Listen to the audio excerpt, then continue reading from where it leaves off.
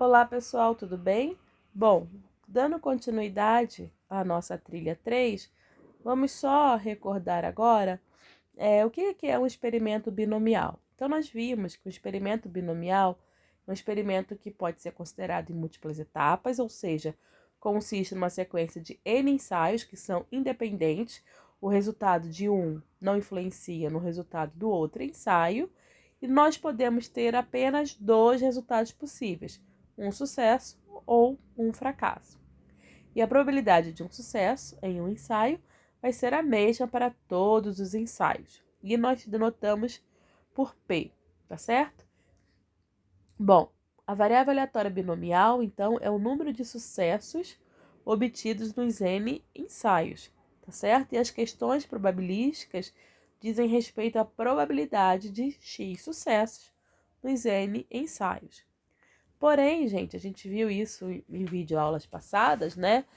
Temos uma limitação. Muitas vezes, esse N, o número de ensaios, ele se torna muito grande e fica difícil de calcular a função de probabilidade binomial ou usando a calculadora ou de forma manual.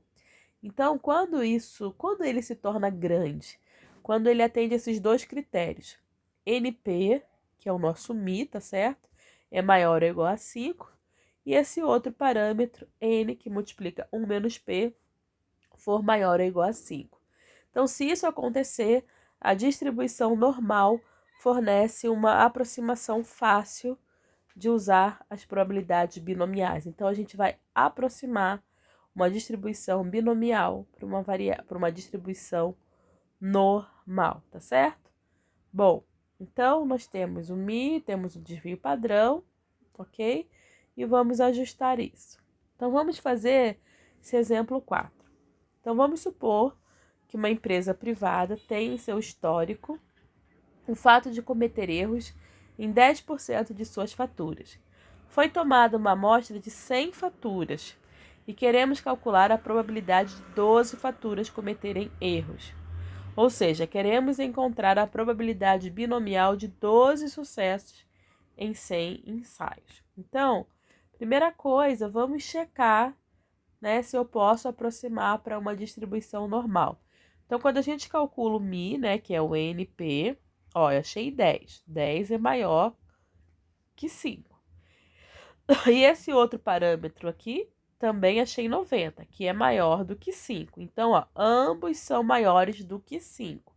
Então, significa que precisamos aproximar a distribuição normal à probabilidade binomial, tá certo?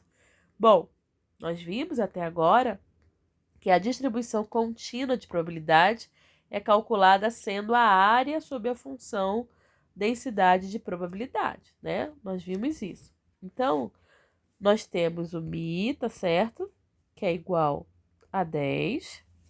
Então, o desvio padrão, que é a raiz quadrada de NP 1 menos P, que vai dar 10, 0,90, que vai ser igual a 3, ok? E aí, nós vamos, então, aproximar. Quando eu vou aproximar, né, eu vou precisar de alguns passos. Primeiro passo, eu vou precisar pegar eu quero, né, a probabilidade de x igual a 12, né, de 12 sucessos. Nós estamos vendo que isso aqui é uma distribuição discreta, binomial, né? E eu vou passar isso para uma distribuição contínua normal. Então, eu vou sair de uma distribuição discreta para uma contínua. Nós vimos que uma variável contínua ela é definida em intervalos, não é pontualmente. Então, eu vou precisar ajustar o meu μ a essa distribuição normal. Então, aqui, ó, quando é igual, tá certo? Minha probabilidade vai ser entre os intervalos 11,5 e 12,5, tá certo? Esse fator que eu estou adicionando e subtraindo de 0,05, tá certo? É o que eu chamo de fator de correção de continuidade. Ok? Muito bem. Então, ó. Deixa eu... Ai, passa. Então, o que que nós temos aqui? Bom, beleza. Então, agora que eu tenho que essa probabilidade de x ser igual a 12, ela equivale, né? Ela foi aproximada, tá certo? Para essa probabilidade agora normal, né? Nesse intervalo aqui, entre 11,5 e 12,5, eu preciso, então, no segundo passo, efetuar a conversão para a variável z. Então, eu vou ter aqui, ó, 12,5 menos 10, que é o μ, dividido pelo desvio padrão, que dá 0,83. E o z igual a 11,5 menos 10 dividido por 3, que vai ser igual a 0,50. Então, agora, ó, essa probabilidade aqui, tá certo? Ela agora equivale, né, na minha variável z, a um z entre 0, uma probabilidade, né, 0,5 menor ou igual a z, menor ou igual a 0,83, tá certo? E nós sabemos que essa probabilidade, ela vai ser calculada como sendo probabilidade do z menor ou igual a 0,83 menos o p do z menor ou igual a 0,5. E isso eu vejo na tabela, tá certo? Que vai ser 0,7967 menos 0,6915. Então, essa probabilidade de 12 sucessos, utilizando essa aproximação à distribuição normal, ela é de 0,1052, ok? Então, a aproximação normal, a probabilidade de 12 sucessos em 100 tentativas é de 0,1052. Beleza? Muito bem. Aqui tá explicadinho o que eu fiz, tá bom? Ó, a área que a gente calculou, bonitinho, depois vocês podem olhar lá o material. E no exemplo 5, suponha que queiramos agora calcular a probabilidade de 13 erros ou menos. Então, eu quero isso aqui, ó. X menor ou igual a 13, ok? Muito bem. Então, agora eu quero 13 erros ou menos, tá certo? Em 100 faturas, né? Então, como o 13 inclui aqui, né? Eu já vou mostrar para vocês. Então, eu quero essa área daqui. Então, primeiro vamos ver, né? Se eu posso aproximar isso a uma distribuição normal. Então, vamos calcular o μ. Então, a gente já sabe que o μ, né? Deu 10, né? E a mesma coisa, né? E aquele outro valor, né? O n que multiplica 1 menos p, tá certo? Aí, deixa eu ver aqui.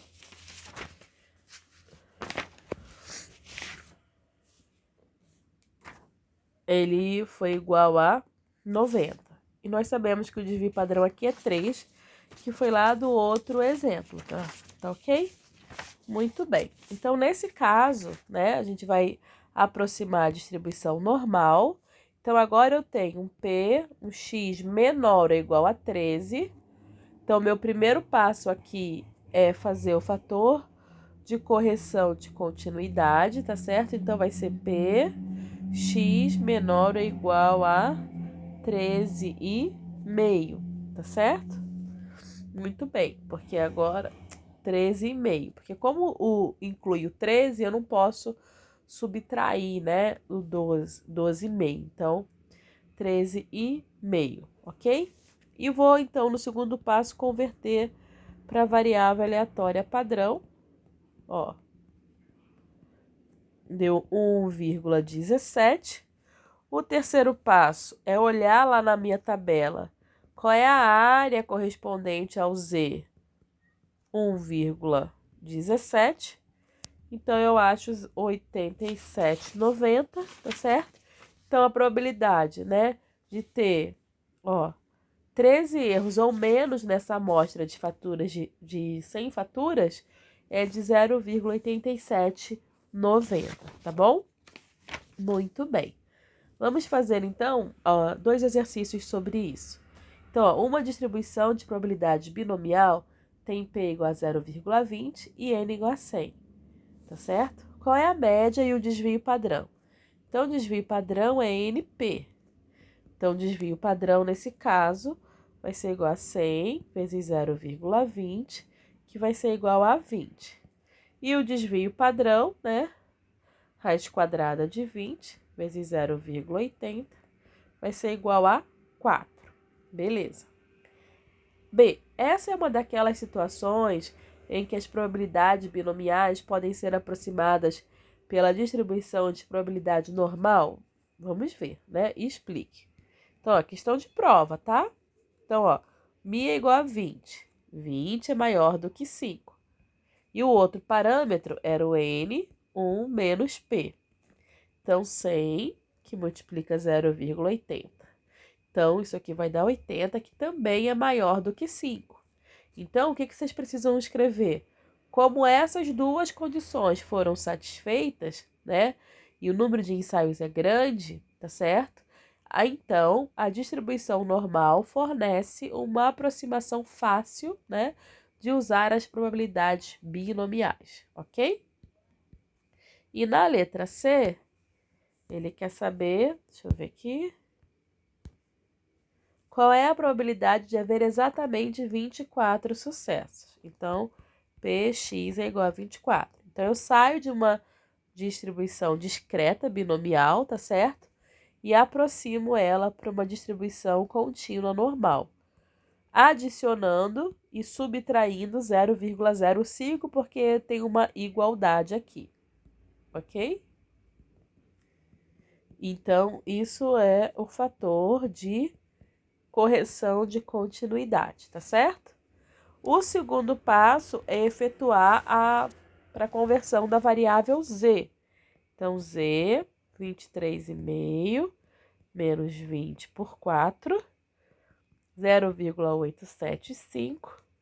E o z igual a 24,5 menos 20 sobre 4, que é igual a 1,125, tá certo? Então, agora, eu tenho aqui, né, ó, a probabilidade do z tá entre esses dois valores aqui, equivalente à probabilidade de ter exatamente 24 sucessos. Então, isso aqui vai ser PZ menor ou igual a 1,125, né, menos PZ menor ou igual a 0,875. Bom, o que a gente precisa fazer agora? 1,125 é 1,13, ó. Ó, tá aqui, ó. Então, vai ser o nosso 8,708. Então, ó, isso aqui eu aproximei para 1,13 e aqui para 0,88, beleza? Isso é importante, hein, gente? Senão erra tudo lá na hora de fazer a prova. E agora 0,88, ó. Venho aqui. 0,8106, tá ok? Faço essa subtração e a probabilidade, então, de ter exatamente 24 sucessos é de 0,0602, ok? Muito bem. Bom, fazendo agora a segunda questão, nós temos o seguinte, ó. Embora os estudos continuem a demonstrar que o hábito de fumar leva a graves problemas de saúde, 20% dos adultos nos Estados Unidos fuma. Então, ó, nosso P é 0,20, tá certo? Considere um grupo de 250 pessoas e o nosso N é de 250. Então, qual é o número esperado, ou seja, o Mi, a média de adultos que fumam? Então, só calcular aqui, 250 vezes 0,20, que vai dar 50. E na letra B, qual é a probabilidade de que menos de 20, de 40 adultos fumem. Então, ó, x menor do que 40. Não tem o igual, tá certo? Muito bem. Então, ó, se eu fosse representar isso graficamente, tá feio aqui, mas a gente teria aqui 50, 40, eu teria essa área daqui, tá certo? Que corresponde à porcentagem x menor do que 40. Bom, primeiro eu vou ver se eu posso aproximar isso para uma distribuição normal, tá certo? Então, olha, eu percebo que mi deu 50 é maior do que 5. E N que multiplica 1 menos P. Então, 250 que vai multiplicar, então, 0,8, que também vai dar maior do que 5. Então, eu vou aproximar para uma distribuição normal. Então, primeiro passo é o fator de correção de continuidade. Como P, x menor do que 40, eu vou apenas subtrair 0,05. Porque o 40 aqui não está incluso, tá bom? Então, ó, esse é o fator de correção de continuidade. Então, esse é o primeiro passo. O primeiro passo é ver se eu posso aplicar isso, né? E vi que sim. Segundo passo agora é converter para a variável z. Então, ó, z vai ser igual a 39,5 menos 40, dividido pelo desvio padrão, que é só calcular, tá bom, gente? Menos 1,66. Olho lá na tabela, então eu acho que o z, né, correspondente a área correspondente ao z menos 1,66 é de 0,0485. Então, a probabilidade, né, de que menos de 40 adultos fumem é 0,0485, tá bom? Muito bem. Bom, vamos para a próxima videoaula, o último conteúdo.